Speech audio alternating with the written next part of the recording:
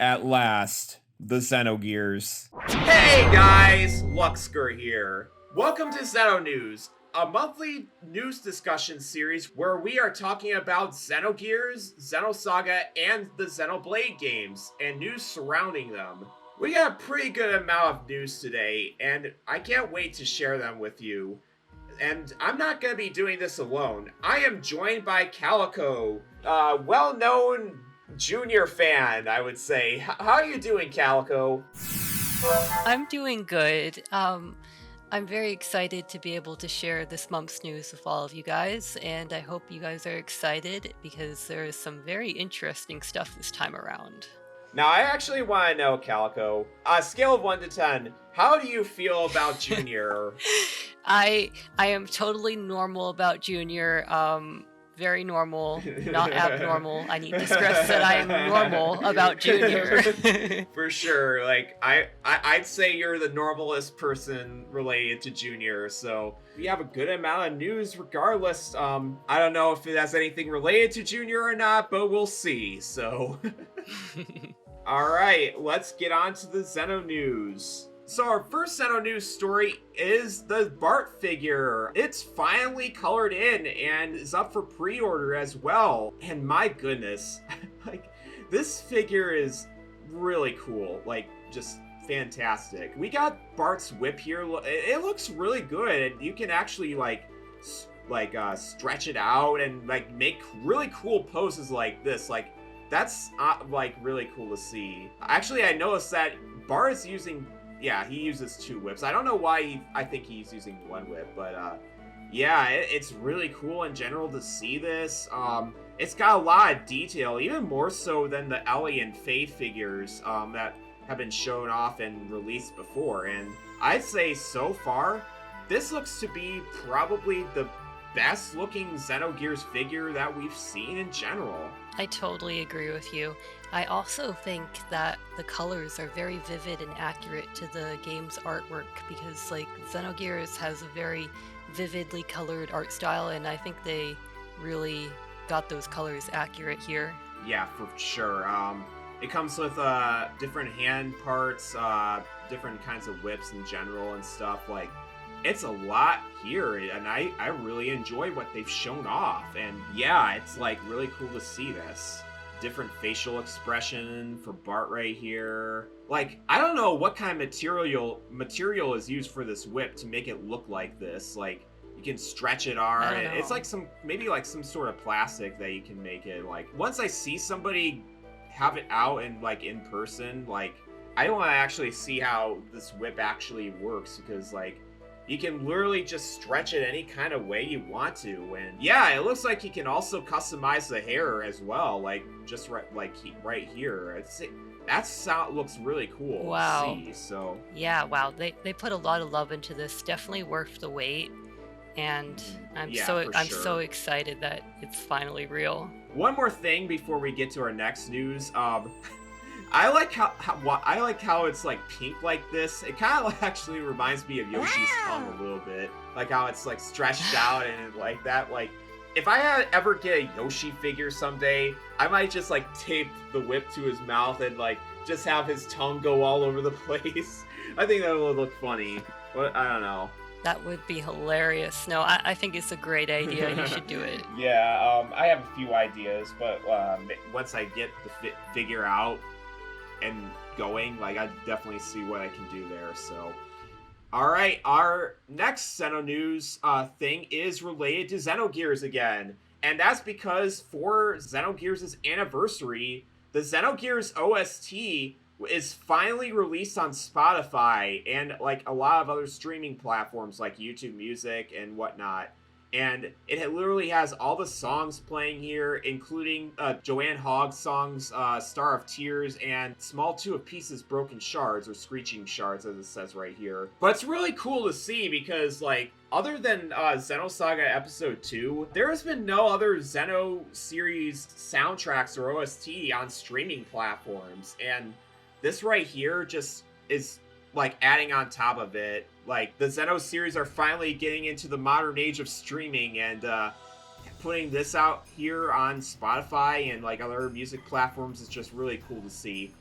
Now, I don't use Spotify all that much. Like, I'm not like a person that streams music. I just like listen to them on YouTube. But it is on YouTube Music now, and hopefully it will stay on there and not have it get deleted by YouTube. Yeah, not get the soundtracks not getting taken down and stuff. So the uploads from years ago would be privated and unprivated and taken down and brung back, and hopefully we don't have to deal with that anymore. Now everyone can enjoy the Xenogears soundtrack and stream it or just listen to it, and that's beautiful.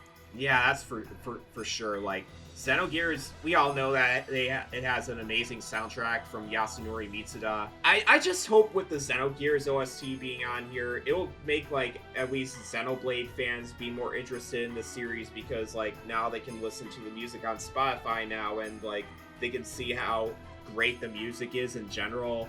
And I just love it for that fact. So props to Square Enix for doing something with Xenogears besides putting merch out there and just putting the soundtrack on Spotify. So I really appreciate that. Yeah, I appreciate it too, because music is very powerful and important to a lot of people. I mean, I know people who have, like, listened and admired the lyrics of these Xenogears songs, and, like, it's important. So I'm glad they did something for once. For sure.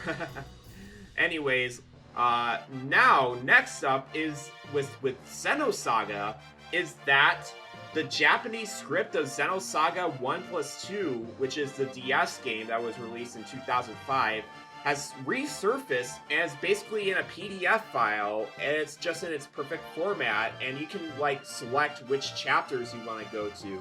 So here, I'll show you what that is actually. So you can, on the Google Drive that Valkyrie shared, you can basically just choose, like, any chapter from the DS game and just like look at the script just from its original Japanese. It's not in English, it's still being worked on, the English script. There's a lot of translation involved, and if I'm gonna go ahead and open one of these. So it's like 14 pages just for one chapter, and if you can combine all these with the main story and, like, the subsections as well, like there's a section of sub-stories right here. There's a lot of text to translate, and it's gonna take a really long time for an actual English script to be made. One's already in development already, and I can't wait to actually see it in person for myself. One more thing I want to actually share, there's some notes right here. In the Japanese script, Kirsch is called Ai. That's how it's said in Japanese. It's actually kind of different from how it was in where there's I think they're called by a different name. I think it's like, can't remember what it is. Do you remember what it is, Calico? In the original DS script, so you can actually name Kirsch and you can give her whatever name you want. But by default, her name is actually Kumin, like the spice like from curry that Shion makes. Well, that's interesting. That's a really interesting point in general. So, like, if anybody doesn't know who Kirsch is, I believe they're like an anime, like they were from the anime, and like they were actually retroactively put into the DS version because, like, that was supposed to be what Tetsuya Takahashi was intending it to be, and like Kirsch was just part of that in general. So yeah, and she has a very interesting role in the anime. It's really interesting. I won't spoil it, but they definitely took a different route with her, and like I feel like they fleshed out some things that they otherwise wouldn't have fleshed out in the original PS2 games. Yeah, for sure. And also another note that we should point out is this actually was taken from a website that is no longer available. It was actually backed up by this user known as Kare-chan. And then the ending scene part right here was put into a PDF using Google Lens, and this was done by Flowman. This obviously isn't the best translation in the world because some kanji is wrong. There'll probably be a more accurate translation when, like, the ROM hack that, like, retroactively puts English text in the game, it will actually make a lot more sense. But in general, this is really cool to see the Japanese script being preserved because of how it wasn't preserved very well and nobody backed up the original website until now. So I want to thank Valkyrie especially for having a Google Drive or like a zip file that has everything all laid out here and just for everybody to access in general. So Yeah, and Valkyrie has done some amazing work for specifically for a lot of the Japan exclusive stuff that Xenosaga has, and Yes. I really admire their work. They're a cool person. yes, and I did talk about Valkyrie before in a previous Xeno News video, and this person has done a great amount of work. So I just want to shout you out. So Yeah, but all wait, right, can I mention one more thing about the DS game? yeah, go ahead. Yeah, Go ahead. So one more thing, because I've personally played the DS game, is that even if you're going to just run the little sub stories, we have a guide coming that actually links some translations about the sub stories. So even if you run them from Google Translate, but if you want something more accurate, there's going to be some links coming later on. So look forward to it that have some translated sub stories content in them from, I believe, Xeno Underground. But the sub-stories are really interesting, and this game is really interesting, and there's some additional context to stuff like Albedo's past in the sub-stories, so if you're interested in that kind of stuff, I would definitely recommend giving this little drive a little gander. Yeah, that guide should be coming out sometime next month. Definitely look forward to that. So, but anyways, that is the Xenosaga news.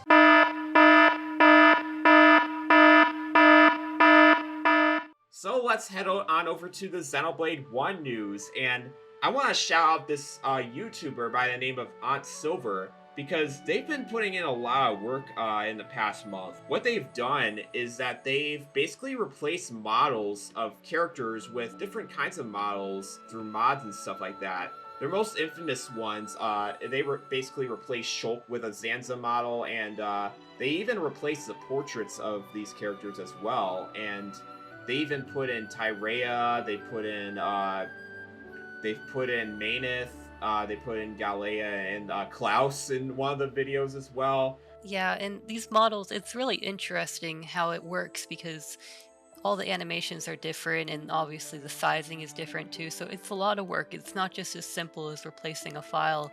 You have to sometimes re-rig things, and props to this person for doing this because like it takes a lot of work. I believe Galea's model actually might have been based off of Charla's. I may have seen that floating around, but I might be wrong. Yeah, I think the Galea model replaces Charla's model, so that's yeah, you're half right on that. So. Yeah. It's pretty interesting. You can actually download these models too. You don't actually have to watch the videos and just assume like in their comment section like, hey, can I like download this? I want this as a mod for my own adventures. Well, look no further. You can actually download these models right now. They provide links to the models in the description of other videos, and if you want to just inject the mods based on different characters, go for it. I mean, there's nothing really stopping you. Obviously, there's gonna be some work involved to replace these models, but yeah, in general, if you want to have your own adventures with Zanza, Maineth, and Tyrea, and this is definitely the one you should go for. So yeah, totally. It seems like a lot of fun, and I know I mentioned this privately, but I'm a big Zanza fan, so if I can finally play as Zanza, I am very excited to be able to do that. I mean, some people know that aside from Junior, I'm also a Klaus fan, so for sure. I'm pretty big into Klaus as well, so just seeing that is like really cool to see. So the next two are just no news portions. There hasn't been really anything related to Xenoblade X in this past month. Nor have we seen anything from Xenoblade 2, which is really interesting. I would say it's pretty interesting that Xenoblade 2, of all things, hasn't got any news and just gets the typical no news section of the Xeno News portion. So yeah, but in general, there hasn't been really anything for Xenoblade X or Xenoblade 2 last month. So let's get into our next news story, and that's with Xenoblade 3. And here we have the reveal of a new Figma for Uni. Here it looks really, I would say it looks pretty decent, honestly. There obviously this is still in production. There's definitely like going to be more pictures in the future to see what this actually looks like. But with grayscale, it's got a lot of detail, especially with Uni's gun rod right here. Like I'd say it looks pretty neat looking. Yeah, So, it looks really but cool. yeah, can't wait to get the Uni Figma. So how do you feel about that, Calico? I like Uni a lot. I mean, she's not my ultimate favorite from Xenoblade 3 because honestly, I'm not sure who my ultimate favorite from Xenoblade 3 is. There's a lot of good picks, but I like her a lot. I played as her a lot. I'm forgetting the name of the freaking thing. It was the same as Xenoblade X, I think. Full Metal Jaguar? Full Metal Jaguar. Yeah, I use that class on her a lot, and she rocked it, and it was so fun. She's a really cool character, and I love her personality, and I think even though this is, grayscale and a work in progress, I think they've conveyed her very well. I think it looks very detailed, and I commend them for being able to transfer that many details into a little Figma because it's not easy since they're very posable and movable, and they still got to have all those classic Xenoblade details, and I think they did well. Yeah, for sure. I'm really excited for more information on this. Figmas actually, they don't typically take long to produce in general. I remember the Mio Figma actually got first shown off, I believe it was in late 2022 where the grayscale showed up, and then we saw like a full colored version like sometime in the summer, and then like pre-orders went up in the summer. Like I believe that was what it was. So if that's the case, we probably will see a colored Uni Figma sometime later this summer, and yeah, it's gonna be looking great, and I can't wait to just get this Figma of Uni and possibly even more Figmas of the main cast. So I hope her wings are posable, because that would be really cute. I think if you could do little things of her wings. Oh yeah, that would be really nice too. So, but speaking of figures, another news that we've got this month is we finally got the Mio scale figure colored and shown off at Winter One Hobby. And my goodness, this looks really fantastic.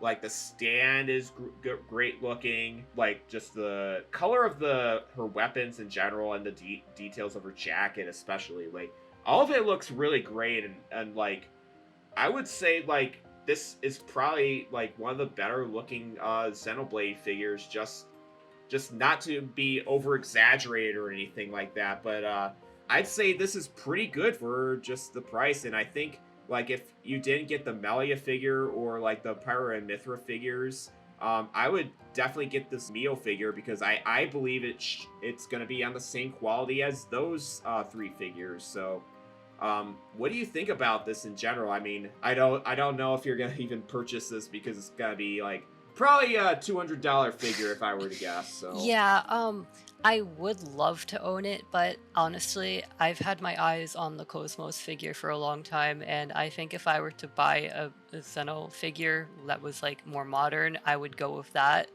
But I love how she looks. I love the base. I love how her ears are kind of tipped. I love that the jacket looks reflective. I honestly think they did a very nice job, and I mean, she looks like her expression is happy. She looks kind of like powerful, and that, which is true because she is a powerful character, and like she's one of the freaking protagonists, which is awesome. But yeah, for sure. I think they translate the details really nicely. I really like that she has her weapons. I think it's neat that they've been doing that recently with the more modern Xeno figures. So I completely forgot about this, but form-ism is making a Weltall figure that is basically like a Figma, but it's got like a lot more details in general compared to like the Brain Arts Weltall figure in general. This was also shown off at Winter One Hobby, and It looks pretty decent. It's in grayscale though, so we haven't really shown off what the actual details of this Figma is going to be. But I'm going to assume that like this is going to be a little bit more expensive than the Bring Arts figure when it's fully painted, and like it's going to look a lot more desirable, I would say, like when it gets fully painted. So what do you think about this this getting shown, a new Weltall figure getting shown off? I'm glad that they're doing another one because I like Weltall. I think it's a very cool little gear. I think it's cool that they're doing more, and I think a lot of the Xeno mechs deserve more figures in general.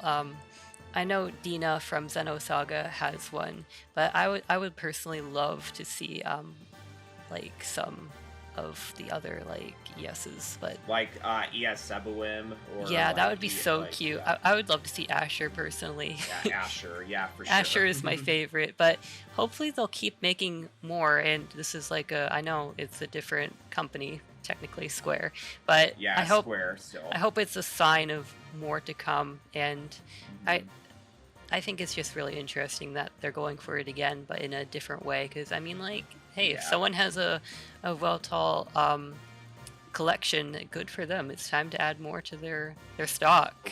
Yeah, I would say this is the form-ism figures are actually like a new series of figures that are going to be coming out from the Square Enix store, and they just recently released 2V form-ism figures, and I would say they look pretty great actually. Like I kind of like the look of them, and like I guess I will have a little bit more confidence in them just because of that. I mean, I'm not discounting the Bring Arts figures, but like I would say like they would have a lot more quality to them and just feel like they're actually just more than just being an action figure. I would say they're more like a figure that you can actually display on your shelf and make it look good. And I would probably get this actually compared to the Bring Arts one. So yeah, I feel that way too, because I own the Faye and Ellie Bring Arts figure, and it really does just feel like a little action figure. So to have something of nicer quality, really, it means a lot that they're putting in the effort, because I don't know, like, action figures are cool, but not something I would put on a display shelf. All right, well, that should be it for the Xeno news videos. We got a pretty good amount of Xeno news in general, and like I would say this is pretty good and just a pretty great thing to look forward to. I can't wait for the Mio Figma that's going to be coming out very soon. We'll definitely be talking about it in March in its Xeno news video, and like I'm just in general really excited to have it in my hands and just show it off to everybody. So I don't really think there's anything in March in general. I know the Xenoblade 3 art book is coming in April, but as far as I know, there hasn't been really much in the way of just any Xeno news to look forward to in March. But that doesn't mean that there's gonna be no news at all. We're still going to have Xeno news, so definitely look forward to our next Xeno news video coming out at the end of March. So Calico, where can we find you at? All right, you can find me outside your house. No, you can find me. No, we'd not. You can mostly find me on Twitter. I am at Rockruff on there, like the Pokemon, the little dog guy. And otherwise, you can find me on my website, which is calico.neocities.org. And I have some fun goodies in there if you ever want to read my page and read about me and who I am and what I've done. It's kind of an old web look, so if you like that retro era of the internet, I mean, you can feel like you're having a nostalgic moment on my website. But those are mostly the places you can find me, I'd say. Yep, and like I said before in this video, I'm going to be making a video about Calico's guide on his website, so definitely look forward to it coming later in March. So anyways, thank you all for watching again. Make sure to click that like button, subscribe, and just share this video around with any of your Xeno series friends, and just just have a good time in general. So until next time, guys, see you on the other side.